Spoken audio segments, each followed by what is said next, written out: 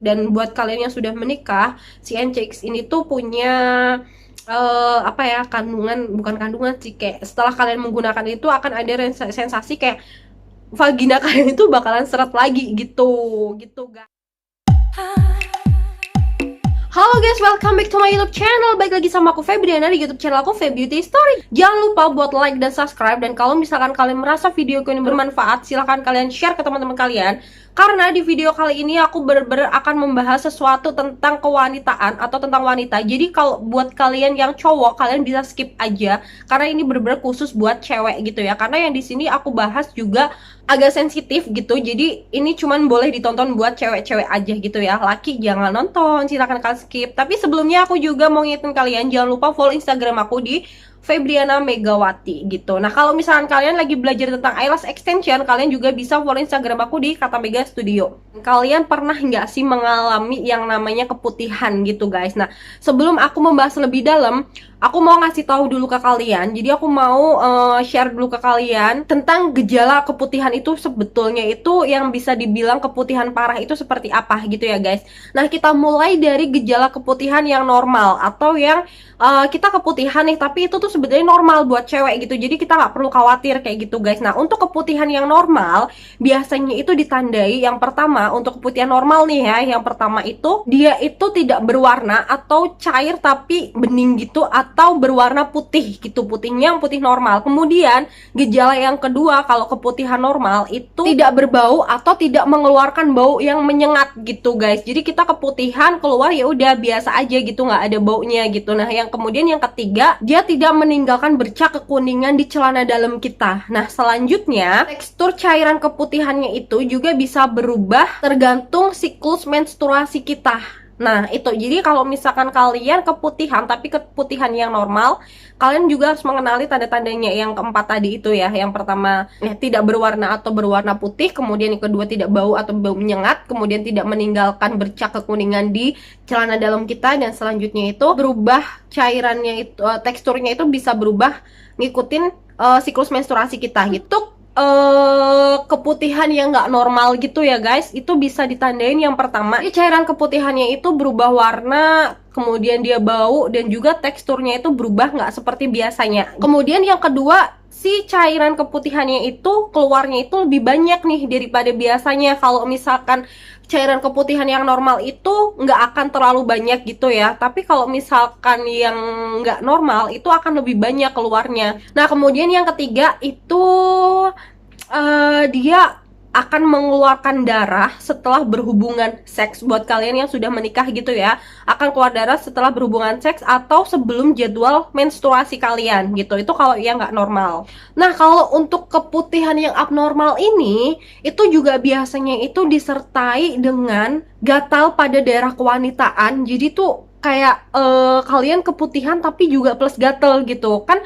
Ada juga nih beberapa orang yang kalau mens udah mau selesai itu gatel karena kita alergi terhadap pembalutnya gitu kan. Nah, tapi kalau keputihan yang abnormal ini, meskipun kita nggak pakai pembalut gitu ya, itu tuh daerah kewanitaannya tuh gatel gitu guys. Nah, yang kemudian yang kedua, dia juga akan ada nyeri di area pinggul, atau nih misalkan kalian buang atau misalkan kalian buang air kecil atau kencing atau pipis gitu ya, itu juga akan ngerasain nyeri atau sakit gitu loh, kayak kayak perih gitu loh guys. Nah, kemudian juga dia ada sensasi kayak rasa terbakar di area vagina kalian gitu. Nah, jadi ini buat kalian penting banget sih untuk menandai keputihan kalian itu normal atau abnormal gitu ya guys. Karena menurut aku kalau misalkan udah keputihan gitu, kalau nggak cepat-cepat kalian tahu kondisi kalian gitu, itu bisa berbahaya. Makanya kalau misalkan kalian sudah merasakan keputihan kalian abnormal gitu, kalian harus cepat-cepat untuk periksa ke dokter gitu. Nah, sebelum membahas lebih lanjut tentang si keputihan ini, kalian juga harus mengenali kayak penyebab dari keputihan ini gitu loh guys. Jadi keputihan yang kita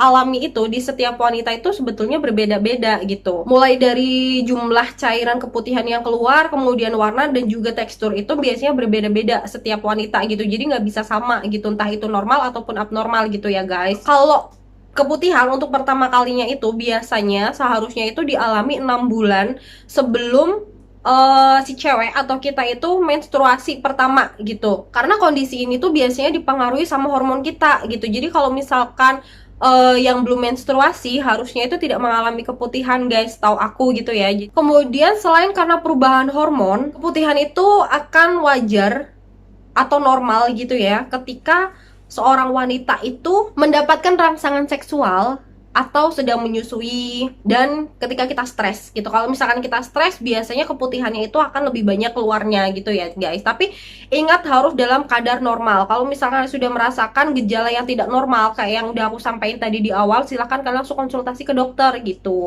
Nah, sementara untuk keputihan yang tergolong tidak normal itu juga bisa disebabkan karena yang pertama nih, oleh vulvovaginitis, bisa juga dari infeksi baik itu dari jamur atau bakteri. Kalau bakteri itu biasanya itu disebabkan oleh bakteri vaginosis, kemudian gonor atau chlamydia, atau juga bisa dari parasit gitu guys. Nah, lebih bahayanya lagi kalau keputihan yang disepelein gitu ya, kalau misalkan abnormal. Jadi itu tuh bisa sebuah penanda antara infeksi atau juga bisa kayak tanda adanya kelainan seperti kanker rahim ataupun kanker leher rahim gitu guys. Nah, makanya aku bilang kalau misalkan keputihan itu tidak boleh disepelekan. Kalau misalkan kalian sudah merasa keputihan kalian ini abnormal nih gitu ya, kalian harus langsung cepet-cepet ke dokter. Yang biasanya menangani itu dokter SPKK, yaitu spesial kulit dan kelamin gitu guys. Untuk penyebab lainnya juga itu yang biasanya bikin keputihan buat wanita itu yang pertama juga dia karena konsumsi pil KB. Jadi kalau misalkan kalian sudah menikah dan kalian memutuskan untuk menggunakan pil KB gitu ya, biasanya itu juga bisa memicu keputihan yang banyak gitu guys. Nah, selain mengkonsumsi pil KB juga ada beberapa lagi faktor, yaitu biasanya kalian punya penyakit diabetes. Kalau punya penyakit diabetes juga biasanya keputihannya juga agak banyak gitu ya guys. Dan selanjutnya kalian juga bisa karena sering berhubungan seksual tanpa pengaman atau kondom gitu, dan biasanya berganti-ganti pasangan gitu. Jadi ini yang dinamain kayak seks bebas gitu guys. Nah, makanya beberapa orang bahkan banyak, dan kalau misalkan di agama itu juga dilarang banget ya buat melakukan seks bebas, karena seks bebas itu nggak cuman bikin kalian tuh dicap buruk gitu ya sama masyarakat, bahkan ini juga bisa menyebabkan kayak penyakit yang lebih serius gitu guys. Jadi kalian harus hati-hati banget. Kalau misalkan kalian sudah menikah, lakukan itu dengan pasangan kalian. Tapi kalau misalkan kalian belum menikah, sabar dulu sampai kalian halal gitu ya.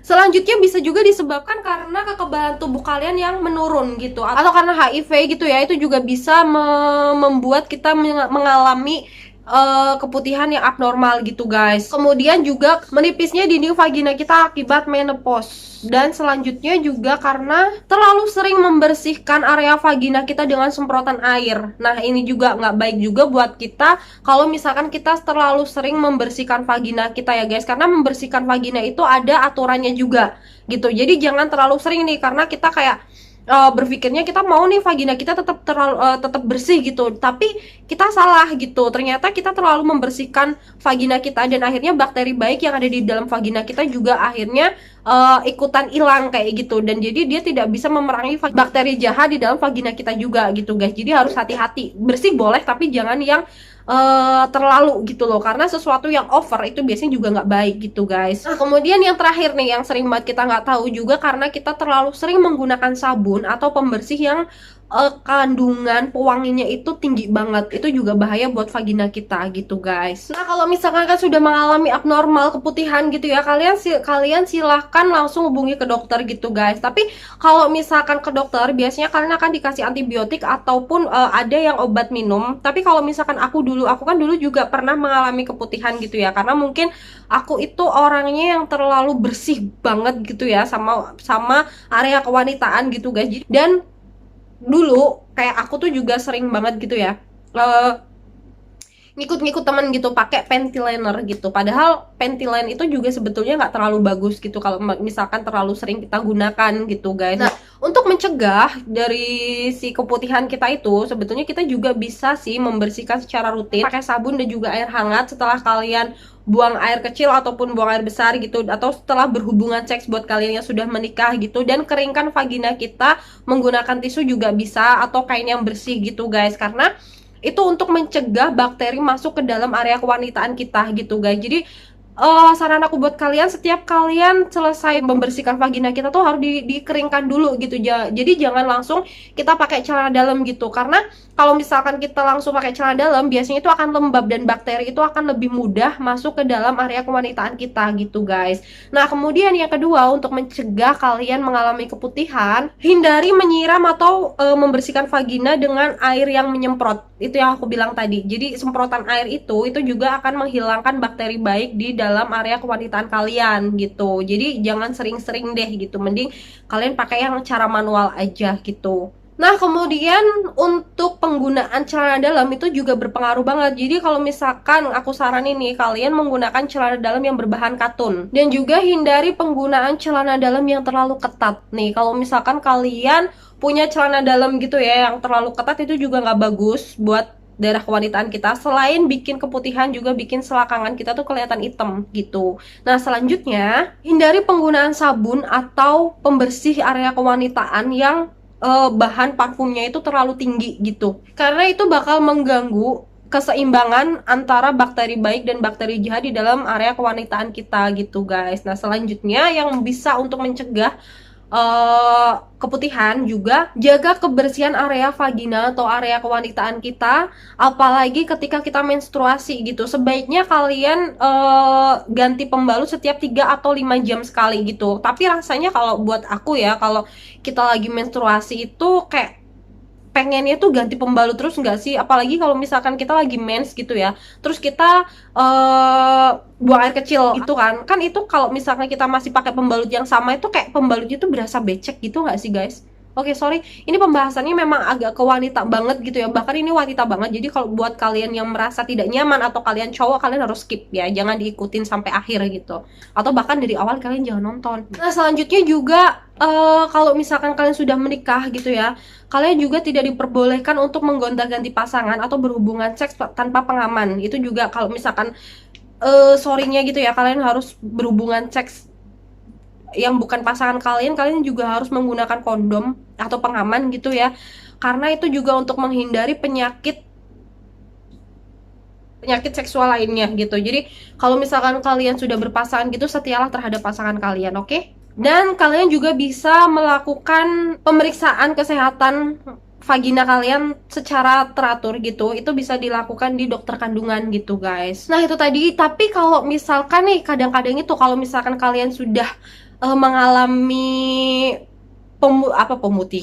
keputihan abnormal, meskipun kalian sudah ke dokter gitu ya guys, biasanya itu bisa kambuh lagi gitu. Jadi aku dulu pernah gitu ya, karena yang tadi aku jelasin gitu kan, aku dulu nggak terlalu aware terhadap daerah kewanitaanku. Nah, aku jadi sering banget ngalamin keputihan gitu, dan kadang itu kalau misalkan aku ke dokter itu, kadang itu ada yang dikasih obat minum gitu kan, biasanya itu antibiotik, dan aku tuh kayak nggak telaten gitu, padahal antibiotik itu kan harus dihabiskan gitu ya guys. Jadi nggak boleh kalau misalkan kita minum antibiotik nih, dosisnya dikasih 12 pil gitu, tapi kita minum cuman separohnya bahkan, atau sekarang minum atau bahkan kita abisin tapi tuh nggak continue gitu loh, yang seharusnya kita minum sehari 3 kali gitu, kadang 3 kali, kadang 2 kali kayak gitu tuh. Sebetulnya kalau antibiotik tuh nggak boleh gitu. Nah kalau misalkan kalian sudah minum obat minum gitu, kalian nggak teratur, jadi kan suatu saat kita harus minum antibiotik lagi tuh, antibiotiknya tuh dosisnya harus lebih tinggi dari yang sebelumnya gitu guys. Nah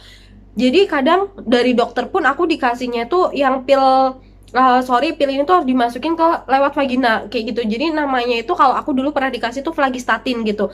Nah tapi kalau flagistatin ini juga harus sesuai dengan anjuran dokter gitu. Kalau misalkan kita kayak keputihan tapi kita males buat periksa ke dokter, kita beli sendiri di apotek, itu kadang ada apotek yang ngebolehin sama enggak, karena kan itu harus sesuai dengan dosisnya si dokter gitu. Dan jangan salah guys, kalau untuk pemeriksaan area kewanitaan gitu ya, kalau misalkan kalian udah keputihan atau apa kayak gitu tuh, biasanya biaya yang akan kalian keluarkan itu nggak murah gitu guys. Itu pasti akan mahal gitu. Untuk biaya kadang kita cuman konsultasi atau pemeriksaan biasa aja itu tuh sudah mahal gitu, apalagi kalau misalkan kalian sudah mengalami keputihan yang abnormal gitu, atau bahkan lebih parah gitu. Kalau misalkan kayak dulu temenku nih, ada pengalaman temenku tuh dia kena keputihan itu sampai yang keputihannya udah nggak cair lagi gitu loh guys. Jadi yang bentuknya serbuk gitu, dan itu gatalnya luar biasa gitu. Jangan sampai kita ngalamin itu gitu. Nah Dulu aku masih rutin banget karena aku sering kayak ngerasa terganggu gitu ya. Apalagi kalau aku mau mens atau selesai mens itu biasanya keputihanku tuh pasti akan kambuh gitu, dan itu tuh gatelnya luar biasa gitu guys. Cuman memang